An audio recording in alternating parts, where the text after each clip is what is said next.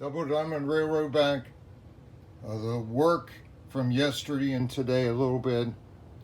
Got everything, all the gapped insulator tabs trimmed down. Feeders in. I think I got the last feeder in. I'm going back and forth. Had to test, add more. Got those. And up here I had to gap both. Had to put a feeder back there.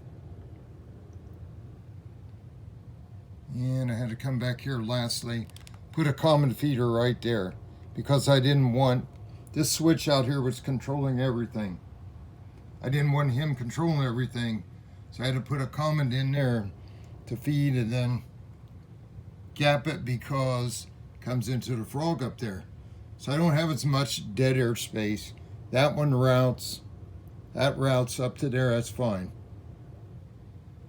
But I got these straightened out. All these sidings have power all the time. All of them back here. They've all got power all the time. We still have to connect up put that gap in right there. So we have to connect up that red one underneath to all the commons. Then there's power to the right of it. Or I should say power's on the left of the gap. The gap is there to protect the frog. Didn't want to cut in any deeper in my switches, like right up in there and gap. So I got all those. There's one there. Everything's trimmed down, filed. I just checked them with the gauge. And we need to come over here real quick. Just finished these two. Some of these rails are pulling up from the ties, breaking from all the work on it. So then I had to snap them back down, file them, super glue the sides on the outer ties on the back side. So I got that common in. Don't need another feeder over there. I could put one, but there's one back around the loop. That's plenty. Distance isn't too bad there at all, so that's plenty of juice. And we're isolated from the main line, number 2. So that's number 4, the whole thing going to the yard. All the way back there is a feeder back there. Comes into the yard, then breaks out all these multi feeders and commons. So I got plenty of power up in the yard. Got the, this is number 4, this whole yard section. Got this broke apart from main 2. Dodge that shadow. And back here, this is all block 3. 4 tracks on 3. Then 2 goes on down the feeder, goes on around the corner. Then you go up that way and it's 1.